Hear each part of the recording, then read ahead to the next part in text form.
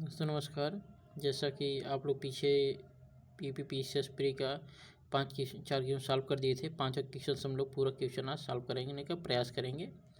तो अगला हम लोग चलते हैं लेकर। जैसे हम लोग पीपीपीसीएस 2024 का क्वेश्चन है जीएस फर्स्ट का। निम्नलिखित दिवसों पर विचार कीजिए, इन्हें काल अनुक्रम व्यवस्थित कीजिए। तो क्वेश्चन नंबर 1 ये 5वां है। विश्व स्वास्थ्य संगठन दिवस कब मनाया जाता है? राष्ट्रीय समुद्री दिवस कब मनाया जाता है? विश्व एथलेटिक दिवस कब मनाया जाता है? विश्व रेड क्रॉस दिवस कब मनाया जाता है? तो इसका जो आंसर है 2। पहले राष्ट्रीय समुद्री दिवस, फिर विश्व स्वास्थ्य दिवस, उसके बाद आता है विश्व एथलेटिक दिवस, फिर लास्ट में आता है विश्व रेड क्रॉस दिवस। 6वां सूची मिलान कीजिए। एक तरफ पुरस्कार, दूसरी तरफ प्राप्त करता है। तो इसका आंसर जो हो जाएगा 6वें का ये हो जाएगा 3, 2, 1, 4। यानी कि पहले का आर्फड पुरस्कार 2024 कौन पाया? डॉक्टर सुब्बाराव पवुलूरी पाए हैं। 2024 का विश्व साहित्य पुरस्कार कौन पाया है? ममता जी सागर पाई हैं। और लता दीनानाथ मंगेशकर पुरस्कार 2024 कौन पाया है? अमिताभ बच्चन पाए हैं। गोल्ड मैन पर्यावरण पुरस्कार कौन पाया? आलोक शुक्ला पाए हैं। तो 6वां प्रश्न हम लोग देखते हैं। 6वां हो गया। 7वां प्रश्न, सूची 2 से मिलान कीजिए। नंबर 1 तरफ विटामिन है, दूसरी तरफ रोग है। विटामिन ये बताया गया किस विटामिन कमी से कौन सा रोग हो रहा है। तो इसे हम लोग देख रहे हैं। Vitamin A, vitamin B, vitamin C, vitamin D. Vitamin A कमी से कौन रोग होता है? रिकेटस, बेरी लकवा। विटामिन बी कमी से बेरी होता है। यानी पहले के दूसरा और दूसरे के पहला। तो हिसाब से जो है 7वें का सी आंसर हो जाएगा। विटामिन ए की कमी से अंधापन होता है। विटामिन बी की कमी से बेरी होता है। विटामिन सी की कमी से स्कर्वी होता है। विटामिन डी की कमी से रिकेटस होता है, यानी कि बच्चों की हड्डी जिससे कमज़ोर हो जाती है।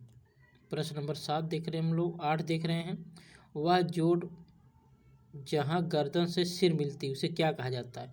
तो उसे कहा जाता है पियूटल जोड़ कहा जाता है। 9वां है। इनमें से रोग पैदा करने वाले सूक्ष्म जीव कौन से हैं? आर्किया है, प्रोटोजोआ है, रोगाणु है, बैक्टीरिया है। तो बैक्टीरिया से ही रोग उत्पन्न होते हैं। 10वां, दूध इनमें से किसका का उदाहरण है? फोम का, इमल्सन का, साल का, एरोसोल का। तो इसका आंसर जो हो जाएगा, आंसर भी हो जाएगा इमल्सन का। देखिए ये आयोग द्वारा जो आंसर की लोड की गई उसके अनुसार ही मैं बता रहा हूँ। आयोग जो मान रहा है उसी के अनुसार मैं ये आपको पीसीएस का पेपर लोड करके दिखा रहा हूँ।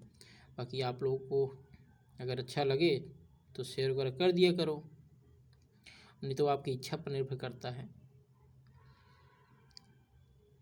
अगला है बेकिंग सोडा का सूत्र क्या है? बेकिंग सोडा का सूत्र ये KHCO3। तो NaHCO3 यानी सोडियम हाइड्रोक्लोराइड। तो इसका 11 का जो है बी सही हो जाएगा। 12 मधुमेह जो कि एक बहुत ही सामान्य विकार संबंधित है। मधुमेह रोग किस में हो जाता है, किससे संबंधित? तो ये अग्नाशय से संबंधित है। हाल ही में कोविड-19 महामारी कारण वैश्विक विराम का कारण क्या है कि विश्व में विराम लग गया था? तो इसका आंसर 13 का डी हो जाएगा, सार्स CoV-2। 13 का डी। 14 एक बस की निश्चित दूरी पहली आधी दूरी v1 गति से पूरा करती है तथा अन्य आधी दूरी v2 गति से पूरा करती है। पूरी यात्रा में बस की औसत गति क्या होगी? औसत निकालना इसमें है। तो 2v1 × v2 बटे v1 + v2। तो भूमि पर रहने वाले पौधों और जानवर क्या कहलाते हैं? भूमि पर जो पौधे रहते हैं उन्हें क्या कहा जाता है? तो उन्हें स्थलीय निवासी कहा जाता है, स्थल पर निवास कर रहे हैं। तो अगला प्रश्न है CPR क्या है? CPR से तात्पर्य क्या है? इसके बताना, फुल फॉर्म बताना था। कार्डियो पल्मोनरी पुनर्जीवन। अगला प्रश्न 17 है। वह एकमात्र सिरा जो ऑक्सीजन युक्त रक्त वहन करती है, यानी कि रक्त सिरा का जो वहन ऑक्सीजन को जो ले जाती है उस सिरा को क्या कहा जाता है? शरीर में जो होती है, एक रक्त ले जाता है, दूसरा ऑक्सीजन ले जाती है। तो जो ऑक्सीजन ले जाओ जो सिर, उसे क्या कहते हैं? पल्मोनरी शिरा के नाम से जाना जाता है। अगला प्रश्न है प्रश्न नंबर 18, सूची 1 सूची 2 से मिलान कीजिए। एक तरफ नहरें, दूसरी तरफ जो है आपका नदियाँ हैं। तो ऊपरी बारी दोआब नहर कहाँ निकल रही है? रावी नदी निकल रही है। सरहिंद नहर कहाँ से निकल रही है? सतलज नदी से। गुड़गांव नहर कहाँ से निकल रही है? यमुना नदी से। इंदिरा गांधी नहर कहाँ से निकल रही है? तो सतलज, रावी, ब्यास यानी कि संगम पर निकल। अगर आपको चौथा पता है तो इस हिसाब से आंसर भी आपको लग जाएगा। चौथे का डी तो 18 डी हो जाएगा। 19, ये देखो करंट अफेयर का क्वेश्चन है 19 वाला, इसको ध्यान दीजिएगा। अगर आप लोग अगला पेपर देंगे, कोई पेपर देंगे, तो उसमें संभावना आने की रहती है। सुमेलित नहीं है। एक वर्ष में चावल की 3 फसलें पैदा करने वाला राज्य कौन सा है? पश्चिम बंगाल, सही है। चावल उत्पादन की पश्चिमी सीमा निर्धारित करने वाली समवर्ष रेखा है, बिल्कुल सही है। चावल उत्पादन बिहार का योगदान 15.7%, गलत है। 15.7% नहीं है, इस 8% के आसपास इसका जो है आ रहा है रेशियो।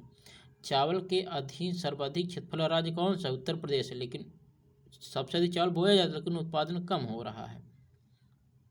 अगला 20, तो इसका आंसर हो जाएगा 19 का सी 20। कपास फसलों के संदर्भ निम्नलिखितों पर विचार कीजिए। कपास के जो फसल हैं उनके उत्पादन में विभिन्न पर फसल पर विचार कीजिए। कौन कौन से इनके लिए जलवायु या मौसम वायु कैसा कैसे इनके लिए चाहिए। तो पहला है कपास मुख्यतः खरीफ फसल है, बिल्कुल सही है। कपास के उत्पादन के लिए वार्षिक 50 से 75 सेंटीमीटर वर्षा होने की आवश्यकता हो, मध्य वर्ष की आवश्यकता होती, बिल्कुल सही। कम वर्षा के लिए और इन्हें पाला रहित 200 दिन होना चाहिए। तो हिसाब से ए आर दोनों सही है, पहले से दोनों सही है। अगला नीचे दिए कथन कारण है।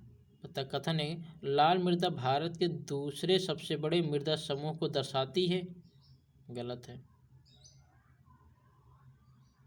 लाल मृदा पहले कौन दर्शा? पहले जलोढ़ दर्शा, दूसरा लेटराई दर्शा रही, तीसरा लाल मृदा है, तो पहला गलत हो गया। लाल मृदा काली मृदा को दक्षिण पूर्व और लाल मृदा काली मृदा को दक्षिण पूर्व और उत्तर दिशाओं से घेरे हुए हैं। हाँ, ये तो सही है, सही है, गलत है। ए आर दोनों सही है, लेकिन व्याख्या नहीं कर रहा है। अर्थात लाल मृदा पहले कौन मृदा आ जा रही है? लाल मृदा आयोग ने माना है, जबकि इसका आंसर जो है इसमें आयोग ने डी माना है। जबकि हम लोग पढ़ते हैं मृदा में देखते हैं दूसरे स्थान पर लेटराई मृदा, पहले जलोढ़, दूसरे लेटराई, तीसरे लाल, काली मृदा, लाल मृदा आती है, पीली मृदा आती है। तो हिसाब से आयोग ने माना है, आयोग माना, कुछ हिसाब से हम लोग को आगे देखना भी है। अगला क्वेश्चन जो है देख रहे हैं, लूनर पोलर एक्सप्लोरेशन मिशन के संदर्भ में निम्नलिखित कथनों पर कौन सा एक सही है? यह भारत जापान के बीच संयुक्त चंद्र मिशन के लिए साझेदारी जो भविष्य में लॉन्च किया जाएगा, बिल्कुल सही, 2030 में लॉन्च किया जाएगा। जाक्सा मिशन के लिए लैंडर विकसित करने के लिए जिम्मेदार है, जबकि इसरो रोवर और लॉन्च वाहन को संभाल रहा है, ये दूसरा गलत है, पहला वाला सही है। 23, शारीरिक दंड उन्मूलन के लिए दिशा निर्देश GECF के संदर्भ में निम्नलिखित में से कौन सा कथन सही है? 26 अप्रैल 2024 को तमिलनाडु स्कूल शिक्षा विभाग ने ये दिशा निर्देश जारी किए थे, सही है।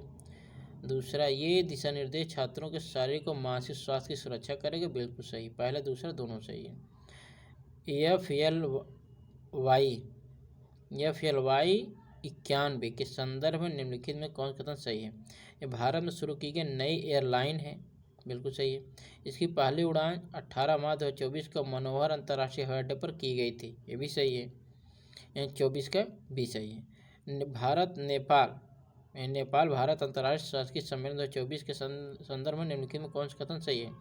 यह नई दिल्ली में आयोजित किया गया था, बिल्कुल सही। यह 3 दिवसीय नहीं, दिल्ली में नहीं, ये लखनऊ में हो रहा है। यह 3 दिवसीय सम्मेलन नीति अनुसंधान प्रतिष्ठान द्वारा आयोजित किया गया है, ये दूसरा सही है, पहला गलत है। दूसरा सही, पहला वाला गलत है। इस तरह देखा जा रहा है। तो हम लोग देख रहे हैं काफ़ी क्वेश्चन ठीक ठाक आ रहे हैं। यदि हम लोग अच्छे से एनसीईआरटी कर लें या फिर अच्छे से सब्जेक्ट पढ़ लें तो हिसाब से हमारा प्री जो है अच्छी प्री क्वालिफाई ठीक ठाक हो जाएगा और मेंस के लिए भी अच्छी रणनीति अपनाकर मेंस को क्वालिफाई किया जा सकता है। इस हिसाब से थोड़ा सा इसमें करंट पर विषय ध्यान देना पड़ेगा। करंट में एक मैगजीन डेली फॉलो करना पड़ेगा जो क्रॉनिकल पतली वाली आती है, उसमें सब चीज़ें इसी से मिला रहता है, सब चीज़ इसी से मिल जाता है। और उसके बाद करंट क्रॉनिकल के साथ साथ एक न्यूज़पेपर, आप जो ऐसे न्यूज़पेपर पढ़े जो आपको किसी राजनीतिक पार्टी से मिली जुली ना हो, तो जिसमें आपको लगे हाँ ये ठीक ठाक, जैसे जनसत्ता हो गया, द हिंदू हो गया, इंडियन एक्सप्रेस हो गया, इसमें ठीक ठाक कंटेंट रहता है जो आपको ठीक ठाक स्थिति में बता देता है। तो प्रयास ये करना चाहिए कि हमें एक अच्छी किताब पढ़ने की आवश्यकता है और रणनीति से पढ़ना चाहिए। इसलिए बहुत अच्छा क्वेश्चन आया था।